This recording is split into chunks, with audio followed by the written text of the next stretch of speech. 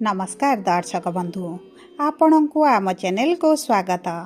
नूतन वर्ष 2026 हार्दिक अभिनंदन एवं शुभेच्छा सहित आज कार्यक्रम टी आरंभ करिबा एवं जानिबा समस्त कुंभ राशि व्यक्तिविशेषकर भाग्य एही 2026 रे केमिति रहिछि, कौन आणिब परिवर्तन आपणक जीवन रे। देखंतु दर्शक बंधु, कुंभ राशि तीनोटी नक्षत्र रही थाए। धनिष्ठा नक्षत्र बा 23/11, शतभिषा नक्षत्र बा 24/11 एवं पूर्व भाद्रपद नक्षत्र बा 25/11 कुंभ राशि। देखंतु एही तीनोटी नक्षत्रर नक्षत्राधिपति अलगा अलगा होइथांती। तेणुकरी एही 2026 रे आपणक कुंभ राशि होइतिले मध्य आपणक नक्षत्र अनुसारे आपणको अलगा अलगा फल प्राप्ति हेबो। किछि कुंभ राशिर व्यक्ति माननकु शुभाशुभ फल प्राप्ति हेबो एवं किछि कुंभ राशिर व्यक्ति माननकु अशुभ फल मध्य प्राप्ति होई पारे। देखंतु धनिष्ठा कुंभ राशि बा 23/11 कुंभ राशि जो व्यक्ति मानकर सेमानकर नक्षत्राधिपति हेउछन्ति मंगल। जो मानकर शतभिषा कुंभ राशि बा 24/11 कुंभ राशि सेमानकर नक्षत्राधिपति हेउछन्ति राहु एवं जो व्यक्ति मानकर पूर्व भाद्रपद कुंभ राशि बा 25/11 कुंभ राशि सेमानकर नक्षत्राधिपति हेउछन्ति देवगुरु बृहस्पति। तेणुकरी एही तीनोटी नक्षत्र रे आपण अलग अलग प्रभाव एही 2026 रे देखिबे एवं समस्त कुंभ राशि व्यक्ति विशेष मानकु एका प्रकारर प्रभाव मिलिब नाही। तेबे आसंतु जानिबा आपणकर 2026 रे नक्षत्र अनुजाई की प्रकार प्रभाव पड़िबा पई जाउछि। केउ समयटी आपणक पई शुभदायक रहिबो, केउ समयटी आपणक पई अशुभदायक रहिबो एवं ता सहित आपणकर राशि जहाँ भी हेउ ना काहेकि 12टी जाक राशि मध्यरु जे कोनोसी राशि हेउ, जदि आपणकर लग्नटी कुंभ होइथाए तेबे मध्य आपणक जीवन रे आपणक लग्न अनुसारे किछि तो प्रभाव निश्चित भाव रे पड़िबो। देखंतु आपणक राशि रे शुभाशुभ प्रभाव पड़िबार जोग थिले मध्य जदि आपणकर लग्न रे अशुभत्व थिबो तेबे मध्य आपणको अशुभ फल प्रदान करिथांती। तेणु करी आपणकर जदि कुंभ लग्न होइथाए आपण भिडियोटी को शेष पर्यंत देखंतु एवं जानतु आपणक कुंभ लग्न अनुसारे एही 2026 वर्षटी केमिति रहिछि। ता सहित आपण मानकर अशुभत्व को दूर करिबा पई केवल कुंभ लग्नर व्यक्ति विशेष मानक पई किछिटा सहज उपाय मध्य एही भिडियो रे जणाइबी। सेथिपाई आपण भिडियोटी को स्किप न करी शेष पर्यंत देखंतु जदि आमे मोटामोटी भाव में देखिबा तेबे 2025 रे आपणकर स्वास्थ्य खराब रहुतला, आपणकर आर्थिक समस्याटी बढ़ी जाइथिला, आपण ऋण आनिथिले किंतु ऋणटी को सुझी पारु नथिले, आपणक परिवार रे खुशीर वातावरण नथिला एवं आपणकर अजथा खर्च गुडाए बढ़ी जाइथिला। जो माने विद्यार्थी अछंती शिक्षा क्षेत्र रे बहुत समस्या मध्य देखुथिले। चाकरी जीवार समस्या, किछि व्यक्ति मानकर वर्तमान चाकरी रे अस्थिरता रहिछि, चाकरी रे समस्या मध्य बढ़ी जाइछि। ता सहित समाज रे मान सम्मान हानि घटुछि एवं संतान संतति को नहीं आपण बहुत अधिक चिंतित रे रहुथिले। किंतु देखंतु 2025 रे जेउ भली परिस्थिति आपणकर थिला 2026 रे सेथिरे परिवर्तन आसीबो ना सेमिति रहिबो एही भिडियो रे विस्तृत भाव रे आलोचना करिबा। किंतु आपणकर व्यस्त बहुल समय मध्यरु मात्र 10 मिनिट समय आपण निज पई दियंतु एवं जानंतु आपणकर राशि लग्न नक्षत्र अनुसारे 2026 रे कोन घटिबा पई जाउछि। किंतु भिडियोटी को आरंभ करिबा पूर्वरु जदि आपणकर भी कुंभ राशि होइथाए एवं आपण भी ईश्वर को आंतरिक भक्ति एवं विश्वास करंती तेबे भिडियोटी को लाइक करंतु। कमेंट बॉक्स रे जय जगन्नाथ जय माँ लक्ष्मी अवश्य लिखि दियंतु। ता सहित आम सह जोगाजोग करिबा पई भिडियोर मध्य भाग रे एक व्हाट्सएप नंबर टी दिया जाइछि। जो नंबर साहाय्य आपण आम सह जोगाजोग करी निजर नूतन कुंडली प्रस्तुत करि परिबे, कुंडली विश्लेषण कराई परिबे किंबा आपणकर चाकरी विवाह व्यवसाय प्रेम संपर्क शिक्षा स्वास्थ्य को नहीं किछि समस्या रहिछि ताहार सहजरे एवं स्वल्प मूल्य रे समाधान करि परिबे। ସେଥିପାଇଁ ଆପଣ ଆମ ସହ ଭିଡ଼ିଓର ଶେଷ ପର୍ଯ୍ୟନ୍ତ ଯୋଡ଼ି ହୋଇ ରୁହନ୍ତୁ ଏବଂ ହ୍ୱାଟ୍ସଆପ୍ ନମ୍ବର ମାଧ୍ୟମରେ ଆମ ସହ ଯୋଗାଯୋଗ କରନ୍ତୁ। ଏବେ ଆସନ୍ତୁ କାର୍ଯ୍ୟକ୍ରମଟିକୁ ଆଗକୁ ବଢ଼ାଇବା ଏବଂ ଜାଣିବା ଆପଣଙ୍କ ନକ୍ଷତ୍ର ଏବଂ ଆପଣଙ୍କ ଲଗ୍ନ ଅନୁସାରେ ଆପଣଙ୍କର 2026ଟି କେମିତି ରହିବ।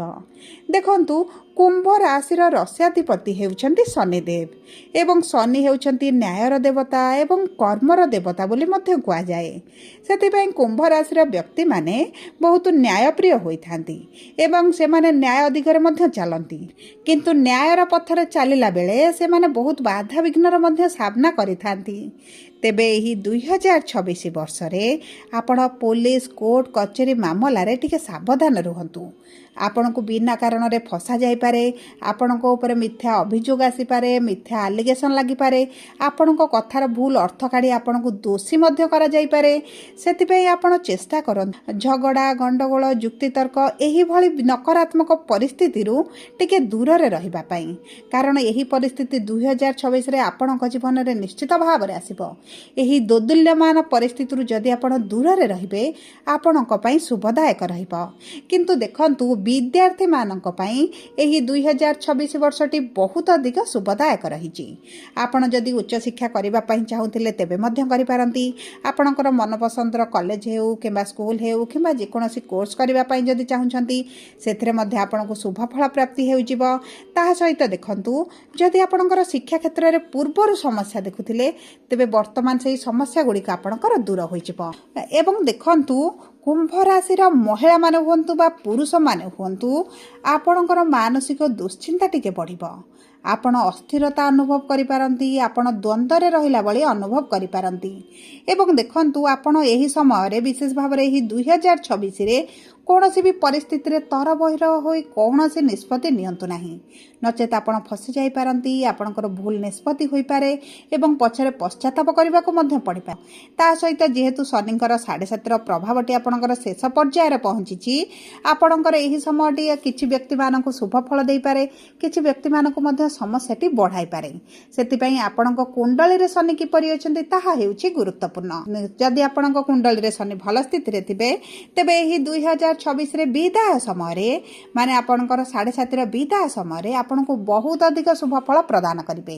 ଯଦି ଆପଣଙ୍କର ଟିକେ ନୀଚ ଅଛନ୍ତି, ପୀଡ଼ିତ ଅଛନ୍ତି ବା ଦୁର୍ବଳ ସ୍ଥିତିରେ ଅଛନ୍ତି ତେବେ ଆପଣଙ୍କୁ କିଛି ନା କିଛି ତ ସମସ୍ୟାରେ ପକାଇ ପାରନ୍ତି। ସେଥିପାଇଁ ଟିକେ ସତର୍କ ରହିଲେ, ସାବଧାନ ରହିଲେ ଆପଣଙ୍କ ପାଇଁ ଭଲ ରହିବ। ଏବେ ଆସନ୍ତୁ ଜାଣିବା କୁମ୍ଭ ଲଗ୍ନର ବ୍ୟକ୍ତିବିଶେଷଙ୍କର ଏହି 2026 ବର୍ଷଟି କେମିତି ରହିବ। ଦେଖନ୍ତୁ, ଯେଉଁମାନଙ୍କର କୁମ୍ଭ ଲଗ୍ନ ସେମାନଙ୍କର ଲଗ୍ନାଧିପତି ହେଉଛନ୍ତି ଶନି, ପଞ୍ଚମାଧିପତି ହେଉଛନ୍ତି ବୁଧ ଏବଂ ନବମାଧିପତି ହେଉଛନ୍ତି ଶୁକ୍ର। ତେଣୁକରି ଏହି 2026 ବର୍ଷର ପ୍ରଥମାର୍ଦ୍ଧରେ, ମାନେ ଜୁନ୍ ମାସ 2 ତାରିଖ ପର୍ଯ୍ୟନ୍ତ ଆପଣଙ୍କୁ ସୁଖ, ସମୃଦ୍ଧି, ପ୍ରଗତି ସବୁ କିଛି ଆପଣଙ୍କୁ ପ୍ରାପ୍ତ ହେବ। ଆପଣ ଯଦି କିଛି ନୂତନ କାର୍ଯ୍ୟ ଆରମ୍ଭ କରିବା ପାଇଁ ଚାହୁଁଛନ୍ତି ସେଥିରେ ଶୁଭ ଫଳ ପ୍ରାପ୍ତି କରିବେ, କିମ୍ବା ଆପଣଙ୍କ ପରିବାରରେ ଶୁଭ କାର୍ଯ୍ୟ, ମାଙ୍ଗଳିକ କାର୍ଯ୍ୟ ହୋଇପାରେ।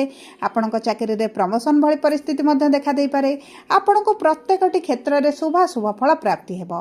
କିନ୍ତୁ ବର୍ଷର ଦ୍ୱିତୀୟ ଅର୍ଦ୍ଧରେ, ମାନେ ଜୁନ୍ ମାସ 2 ତାରିଖ ପରଠାରୁ ଆପଣଙ୍କୁ ଟିକେ ଜଗି ରଖି ଚଳିବାର ଆବଶ୍ୟକତା ରହିଛି, ନଚେତ୍ ଆପଣଙ୍କର ସମସ୍ୟା ଗୁଡ଼ିକ ବଢ଼ିପାରେ। ଆପଣ ଦ୍ୱନ୍ଦ୍ୱରେ ରହିପାରନ୍ତି, ଦୁଶ୍ଚିନ୍ତାରେ ରହିପାରନ୍ତି। ଶାରୀରିକ ସ୍ୱାସ୍ଥ୍ୟରେ ହାନି ଘଟିବ, ମାନସିକ ସ୍ୱାସ୍ଥ୍ୟରେ ହାନି ଘଟିପାରେ, କର୍ମକ୍ଷେତ୍ରରେ ସମସ୍ୟା ଦେଖାଦେଇପାରେ, କର୍ମହାନି ହେବାର ମଧ୍ୟ ସମ୍ଭାବନାଟି ରହିଛି। ଭୂମି ଜମିକୁ ନେଇ କିଛିଟା ଲିଟିଗେସନ୍ ବଢ଼ିପାରେ। ସେଥିପାଇଁ 2026ର ଦ୍ୱିତୀୟ ଅର୍ଦ୍ଧଟି ଆପଣଙ୍କ ପାଇଁ ଟିକେ କଷ୍ଟଦାୟକ ରହିପାରେ। କିନ୍ତୁ ଅଶୁଭତ୍ୱକୁ ଦୂର କରିବା ପାଇଁ ଆପଣଙ୍କ ପାଇଁ କିଛିଟା ସହଜ ଉପାୟ ହେଉଛି, ପ୍ରତିଦିନ ମହାମୃତ୍ୟୁଞ୍ଜୟ ମନ୍ତ୍ରଟି ପାଠ କରନ୍ତୁ। ପ୍ରତିଦିନ ମା ଲକ୍ଷ୍ମୀଙ୍କର 10 ନାମକୁ କିମ୍ବା ଶ୍ରୀ ସୂକ୍ତମ୍ ପାଠ କରନ୍ତୁ। ଦେଖିବେ ଯାହା ବି ବାଧାବିଘ୍ନ ଆପଣଙ୍କର ରହିଛି ତାହା ନିଶ୍ଚିତ ଭାବରେ ଦୂର ହୋଇଯିବ। ଏବେ ଆସନ୍ତୁ ନକ୍ଷତ୍ର ଅନୁଯାୟୀ ଆପଣଙ୍କର 2026 ବର୍ଷଟି କେମିତି ରହିବ ଜାଣିବା। ଦେଖନ୍ତୁ, ପ୍ରଥମ ହେଉଛି ଧନିଷ୍ଠା କୁମ୍ଭ ରାଶି ବା 23/11 କୁମ୍ଭ ରାଶି। ଦେଖନ୍ତୁ, ଏହି ବ୍ୟକ୍ତିମାନେ ମଙ୍ଗଳ ଅଂଶ ବା ମଙ୍ଗଳ ମହାଦଶାରେ ଜନ୍ମଗ୍ରହଣ କରିଥାନ୍ତି। ସେମାନଙ୍କ ପାଇଁ ଏହି 2026 ବର୍ଷଟି ବହୁତ ଅଧିକ ଶୁଭଦାୟକ ରହିବ। ଆପଣଙ୍କର ଯେକୌଣସି କାର୍ଯ୍ୟ ରହିଛି ଆପଣ ସେଥିରେ ଫଳପ୍ରଦ ହେବେ, କାରଣ ଦେବଗୁରୁ ବୃହସ୍ପତିଙ୍କର ଆଶୀର୍ବାଦ ଆପଣଙ୍କ ଉପରେ ରହିଛି। ତା ସହିତ ଆପଣ आपणकर कर्मक्षेत्र में प्रमोशन हो पारे, ट्रांसफर हो पारे। आपण जदि विदेश जावाक चाहूले ताहा मध्य हो पारे, किंबा जन्मस्थान ठारू दूर रही किसी कार्य करने चाहूले से आपको सफलता मिल। आपण प्रियजन हूँ, गुरुजन हूँ, पितातुल्य व्यक्ति मान हूँ, आपण कर्मक्षेत्र में कहीं सीनियर हूँ, आपण को बहुत अधिक सपोर्ट करेंगे। आपण कार्य आपन को साहाय्य करेंगे। आपणकर उच्चस्तरीय लोकों सहित चिन्ह परिचित बढ़िबो एवं से साहाय्य आपण बहुत गुड़े कार्य हासिल करेंगे। देखो आप बुद्धिमान हेबे, चालाक चतुर भाव में निजर कार्य गुड़िक हासिल करने सक्षम होइजिबे। जदि आपण प्रेम संपर्क रे अछंती, आपणक संपर्क में मधुरता आसीबो, प्रेम विवाहर मध्य संभावना देखा जाउची, किंबा जो व्यक्ति माने विवाहर योजना रे अछंती सेमानकर विवाह मध्य होई पारे।